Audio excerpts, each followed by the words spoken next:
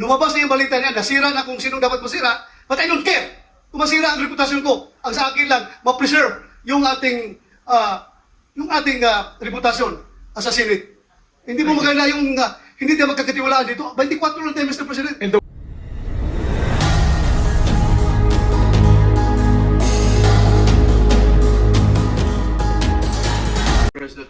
Mr. President, yesterday we had an all senators caucus and we discussed lengthily the budget of the Republic of the Philippines.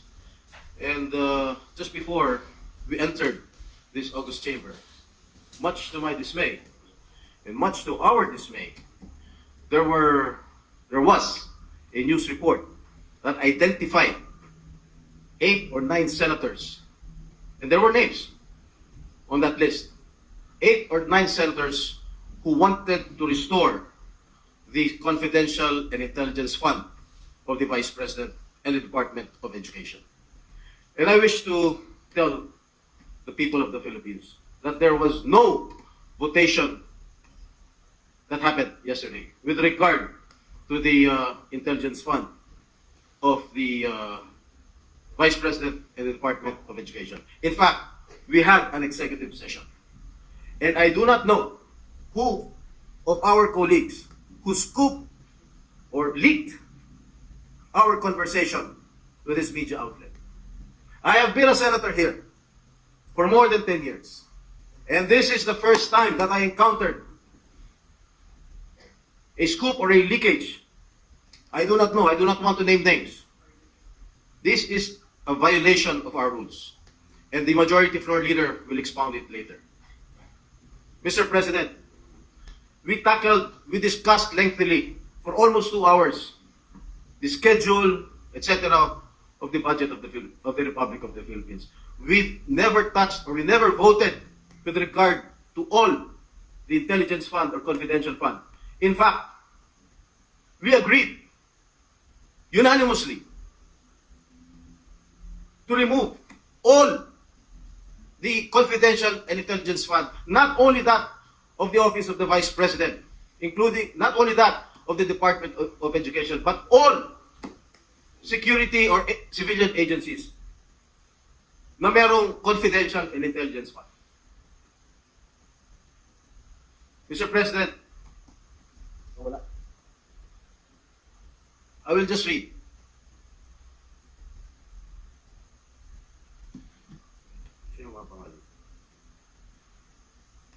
First on the list, Senator Robin Padilla, Christopher Bongo, Ramon Bong Revilla Jr., Ronald Bato de la Rosa, Jingo Estrada, Lito Lapid, Francis Tolentino, and Cynthia Villar. They are putting us in a bad light. And I condemn this. And I take offense on this. Nakalagay pa, Senator Pia Cayetano is said to be supportive of reinstating Duterte's confidential funds if she can justify the need for them. This is not true. And I hope Senator Pia Cayetano will agree with me.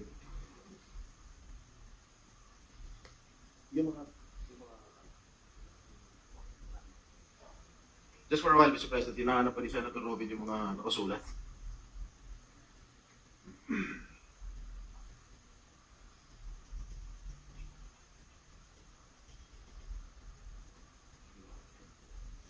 May naro yung wifi. Ano ba tayo dito? Converge, PLDT, Secretary, DICT. Naku. Mr. President, Please proceed. thank you, Mr. President. And if I may quote, Alice Cooper told this media outlet that Senators Sani Angara, Francis Escudero, Rafi Tulfo, Aquilino Pimentel III, and Risa Hontiveros are allegedly against the reinstatement of Duterte's secret allocation, which are lodged under the Office of the Vice President and the Department of Education. Mali-mali po itong report, Mr. President. And I think Senator Angara must not be included in this list. And among the offices, Duterte's allocation was part of the 1.2 billion in confidential funds that the House realigned to agencies focused on the West Philippine Sea. Mr. President, tumayo po ako dito dahil masamang-masama po ang loob ko. I really felt insulted. And I think my other colleagues here also felt the same way. Mr. President. And Mr. President, I stand before you and I want to make this recommendation, maybe to talk to this media outlet or to summon this media outlet and ask them who among us violated our rules, who among us leaked what transpired in our executive session yesterday. That's all, Mr. President. Thank you, Senator Jinggoy. Before I recognize the other members, I'd just like to put on record, I too am very disappointed.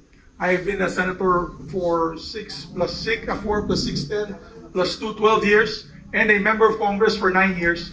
And when we say executive session, we are bound by rules of both the House of Representatives and when I was in the House of Representatives, and rules of the Senate when I was elected as a senator.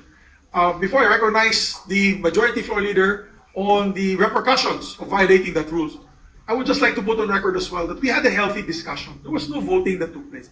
There was a healthy discussion on how we will treat this budget, particularly on the confidential and intelligence funds.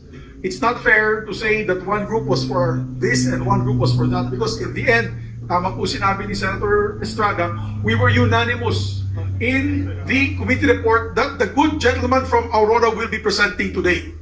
We are in full support of his committee report. Now, I am very alarmed. As a matter of fact, that's why we were late. I usually try to start at 3 p.m. We had a meeting with the leadership, Senator Joey Villanueva and Senator Lauren Legarda. We met because of the implications of leakages during executive session.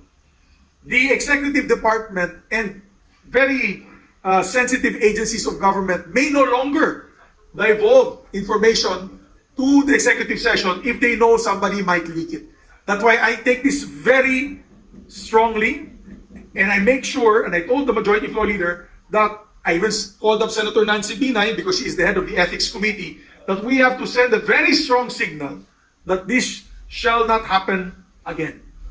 So, majority floor leader, Yes, Mr. President. Before I give my statement, Mr. President, which I actually agree with your manifestation and the statements made by our dear colleague Senator Jinggoy Estrada. Senator Chis Escudero is seeking the floor to clarify something, Mr. President. yes, Senator Escudero is recognized. Thank you. Before I give my statement, Mr. President, which I actually agree with your manifestation and the statements made by our dear colleague Senator Jinggoy Estrada. Senator Chis Escudero is seeking the floor to clarify something, Mr. President. Yes, Senator Escudero is recognized. Thank you, Mr. President. Mr. President, I agree 100% with what Senator Jinggoy Estrada said, that the account is not accurate and that is not what transpired in executive session.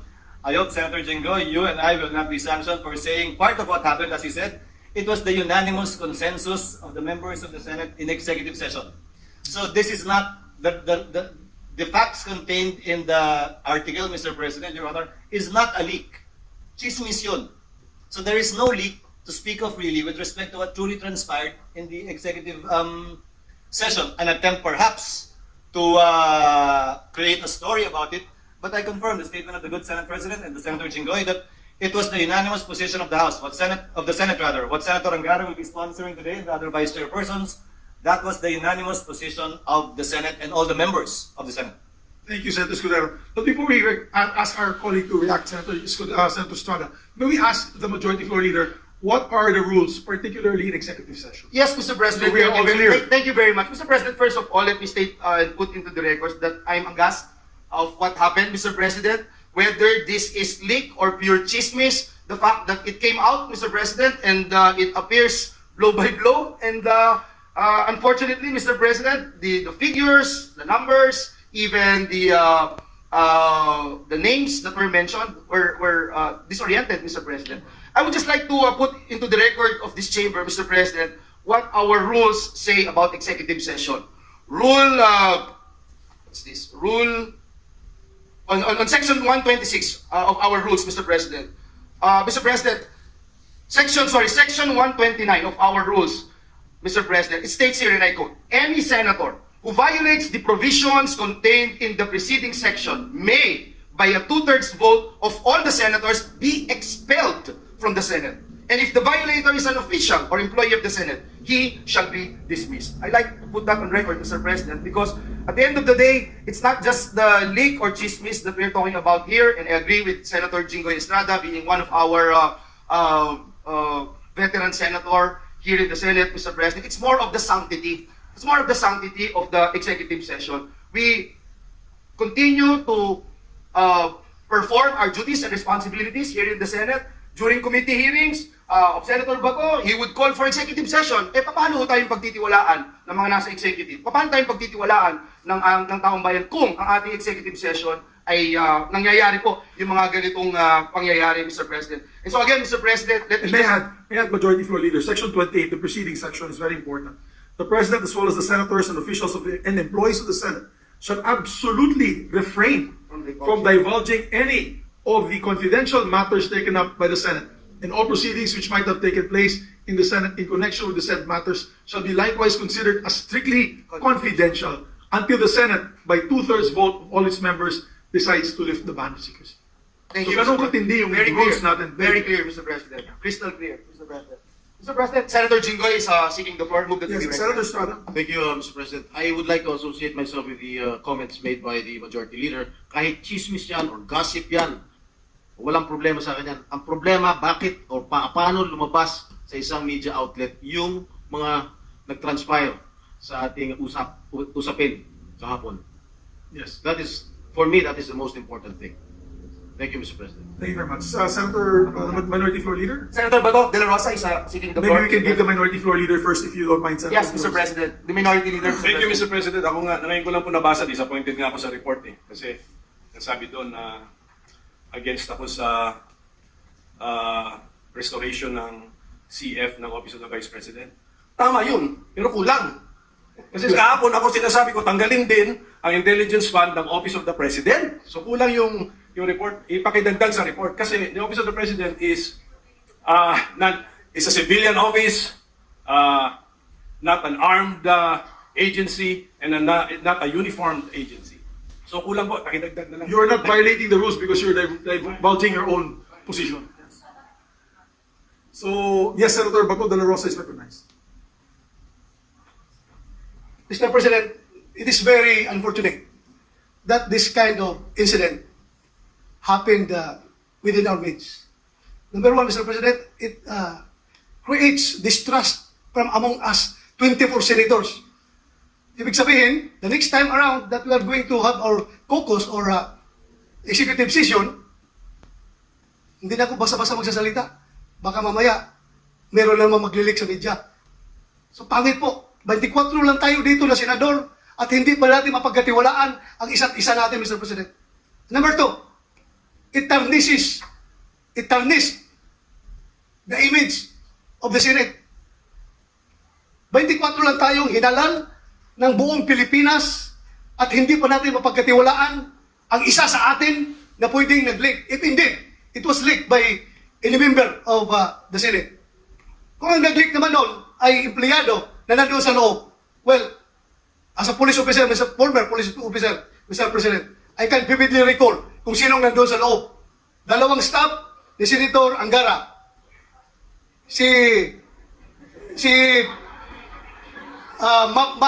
Mavic, Attorney Mavic. Attorney Mavic. At may isang kasama si Attorney Mavic na babae. So apat silang na nalaman ko na nandoon sa loob. Magprangkahan tayo dito. Dapat we have to made into account yung tao na responsable dito. Hindi lang na magsisend tayo ng stern warning sa kanila. Kundi the damage has been done. Lumabas na yung balita niya, nasira na kung sinong dapat masira, but I don't care. Kung masira ang reputasyon ko, ang sa akin lang, ma-preserve yung ating reputasyon as a Senate. Hindi mo maganda yung hindi tayo magkakatiwalaan dito. 24 lang tayo, Mr. President. And the waiter staff, huwag mo kalimutan yung mga staff sa likod.